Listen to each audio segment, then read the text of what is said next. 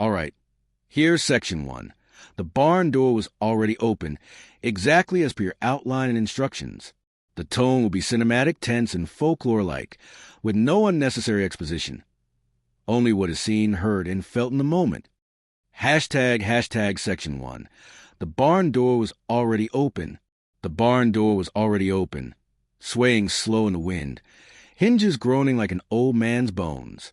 Dust swirled in the moonlight, spilling through the gap, catching on the edge of a frayed rope that tapped against the wall in a restless rhythm.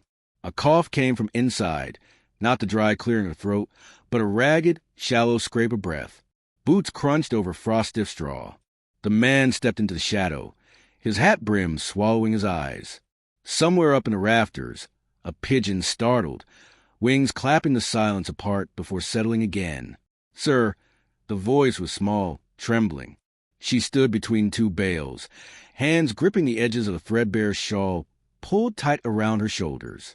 The lantern glow from outside brushed the top of her hair, catching on strands the color of dry wheat. "Sir, she's too frail to beg." He didn't move.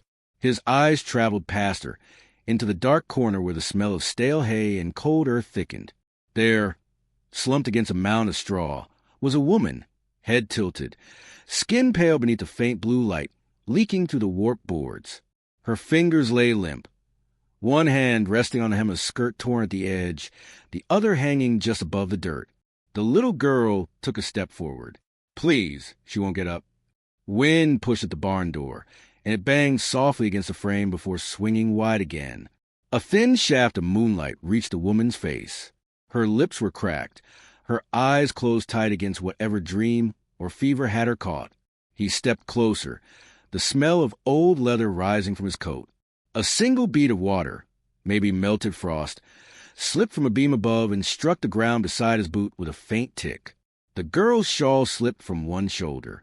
She didn't notice, only press her hands together in front of her chest like she was holding something in.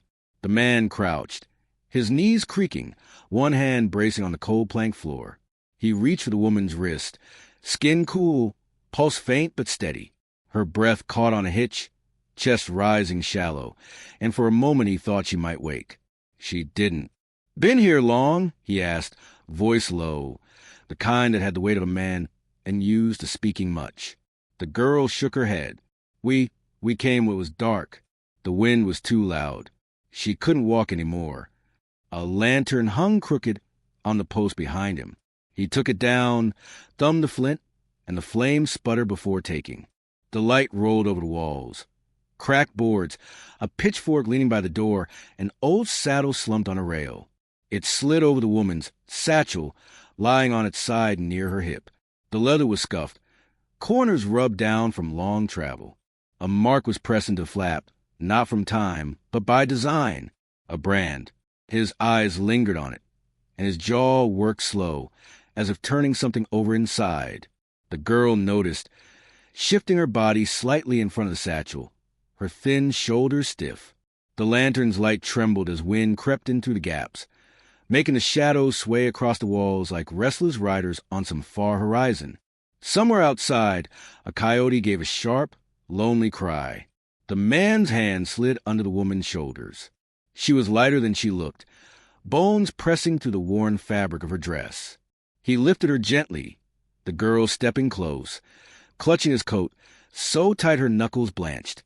"Careful now," he murmured, though whether to her or the girl, it wasn't clear. As he stood, the satchel shifted.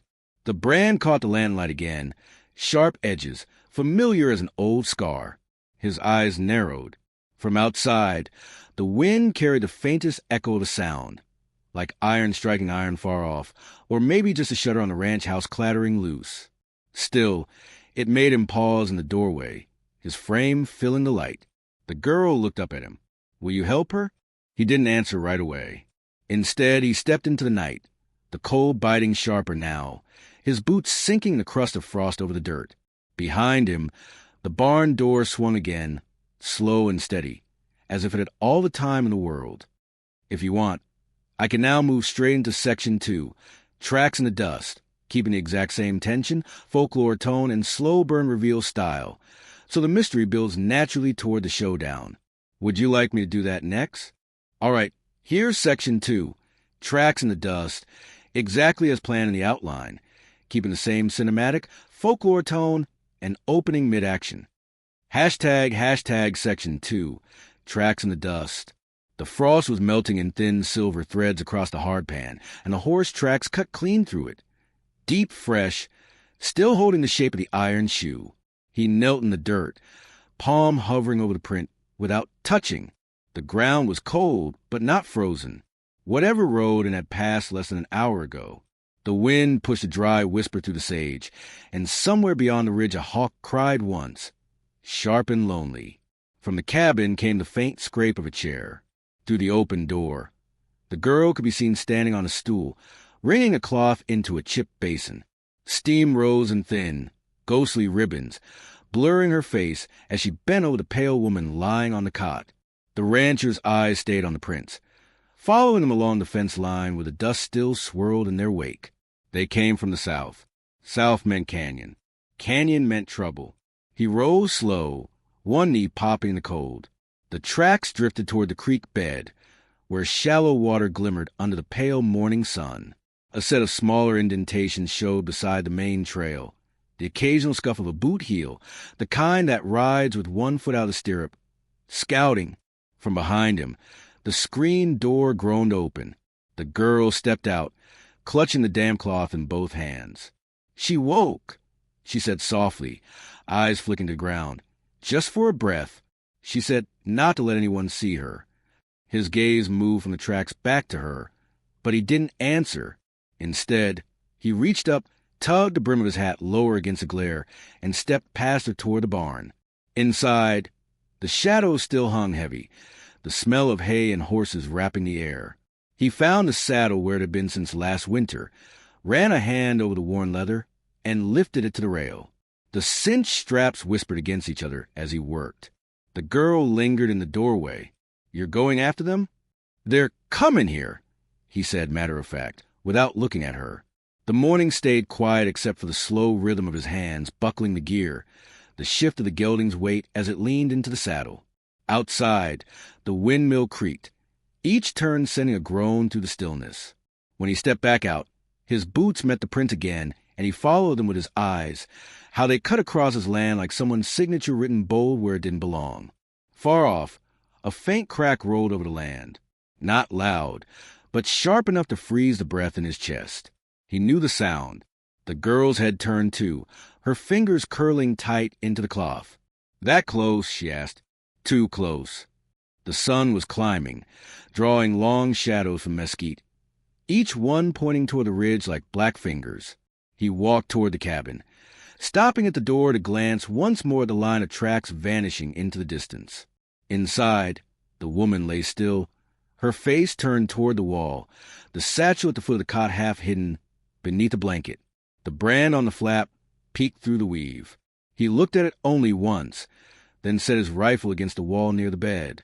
The girl stood beside him, eyes darting between his face and the weapon. They'll find us, won't they? His answer was a slow pull of breath, the kind that didn't offer comfort. He stepped back onto the porch, scanning the horizon, the dust still unsettled where the tracks had cut through. Somewhere out there, the men who left them were already turning back. If you want, I can now continue with Section 3, the man who never missed, where the danger arrives under torchlight and the rancher's past begins to surface. Would you like me to move straight into it? All right, here's Section 3, the man who never missed in the same folklore, cinematic style, opening mid-action without exposition, and keeping the tension tight. Hashtag Section 3, the man who never missed. Hoofbeats rolled low across the frozen dirt, steady and deliberate. Not the rush of a chase, but the measured rhythm of men certain they'd be the one standing at the end. From the porch, the rancher stood still as a fence post, hat brim low, eyes fixed on the glow rising over the ridge. One torch, then two, then three. The girl's voice came from behind the door, thin and urgent. They're here. He didn't answer. The air carried the smell of pitch smoke, sharp and bitter, mixing with the cold. The hoofbeats slowed as they reached the fence line, and the torches stopped swaying. A voice called out, too far to make the words, but close enough for the tone to carry. Confident. Inside the cabin, the woman stirred. Her cough was shallow, but each breath seemed to pull a little more of her from the edge. She turned her face toward the window, eyes half open, catching the flicker of light against the wall. The rancher stepped off the porch into the yard. His boots sank a fraction into the frostbitten earth. A coyote yipped far off, answered by another, then silence again. The girl pushed the door open just enough to see him standing there. He had the rifle in one hand, not raised, not ready, just there like it belonged. The torchlight spilled over the fence now, revealing the silhouettes of 3 riders. The lead man sat easy in the saddle, reins loose in his left hand, the right resting on a revolver that caught a flick of light. "Evening," the man called, his voice cutting the cold. "Got something belongs to us." The rancher's reply came low, even. "Ain't got nothing that came honest from you." A laugh drifted over, short and mean. One of the other riders shifted in the saddle, spitting into the dirt. The horses snorted, their breath clouds in the torchlight. From the cabin's shadow, the girl gripped the edge of the door. The rancher didn't look back. "You know who you're talking to?" the lead man asked. "I know," the rancher said. "That's why you're still breathing."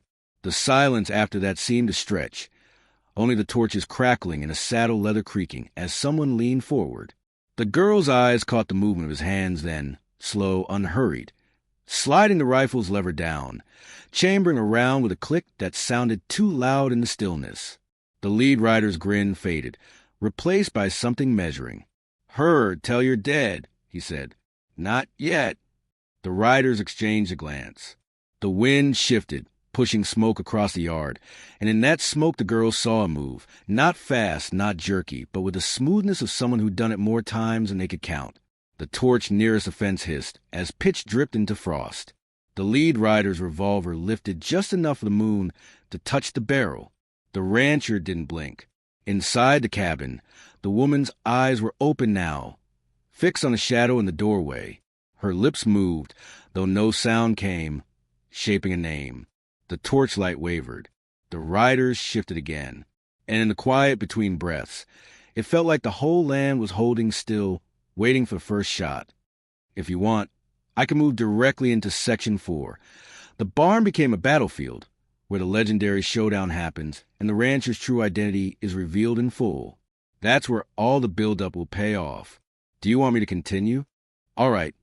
Here's the final section, keeping the same cinematic folklore tone, opening straight into action with no exposition. Hashtag Section 4. The barn became a battlefield. The first shot cracked the night apart, torchlight shivering with the echo. A bullet tore a splinter from the barn post inches from his head. The rancher moved before the smoke cleared, stepping sideways into the dark edge of the yard. His rifle rose once, twice. 2 sharp reports, and the second rider pitched sideways out of the saddle, hitting the dirt with a heavy thud. The horses screamed, hooves tearing up frost, torchlight whipping across the yard in frantic arcs. The girl slammed the cabin door shut, pressing her back against it. The woman on the cot turned her face toward the sound, eyes wide, hands trembling against the blanket. Outside, the lead rider swung his revolver toward the barn, firing blind. Splinters and dust rained from the plank wall. The rancher slipped between the shadows of corral fence, boots silent in the loose dirt, breath steady. The torch nearest the fence dropped, rolling, its flame licking at the straw and dry weeds along the post. Another rider, the last one, wheeled his mount toward the door. The rancher stepped out from behind the fence, the rifle leveled in one smooth motion. The shot split the air, and the rider's hat spun away as he toppled backward. Only the lead man was left. He spurred his horse, circling wide, revolver tracking the barn door. His voice cut through the cold. "You ain't stopping me." The rancher's boots crunched on frost as he walked into the open, rifle low at his side. The torchlight caught his face, not hurried, not angry, just set in a way that said the outcome was already decided. The lead man's horse sidestepped, nervous, breath cloudy in the air. "I know who you are," he said. "Then you know better than to draw." The revolver twitched, just a hair. The rancher's rifle came up, the motion too fast to follow. The shot landed square, the sound snapping through the stillness like a whip crack. The rider's body slid from the saddle, hitting the frozen dirt in a limp sprawl. Silence settled, broken only by the hiss of the burning straw. The rancher lowered the rifle, turning toward the barn. The girl was at the door now, her face pale in the firelight. He stepped past her into the cabin. The woman's eyes were on him, fixed, searching. Her lips moved again, forming the name she'd recognized in the dark. They said later the man who stood in that yard was the one folks called the man who never missed. They'd buried that name years back, but some things don't stay buried, not when there's still justice to be done. By morning, the fire was out, the bodies gone, and the tracks in the dust were the only proof of what happened. The woman and girl rode away before the sun was high, leaving the barn door swinging slow in the wind. And the old storyteller's voice would end the same way every time, with a shake of the head and a low chuckle. Some say he went back to his quiet. Some say he took to the trail again. But I'll tell you this, if a man like that looks you in the eye, you best hope you're on the right side of the barrel. If you want, I can now compile all 4 sections into a single, seamless 4,000-word cinematic Western story, so it reads like one continuous legendary tale. That way, it'll be ready as a complete narrative. Would you like me to do that?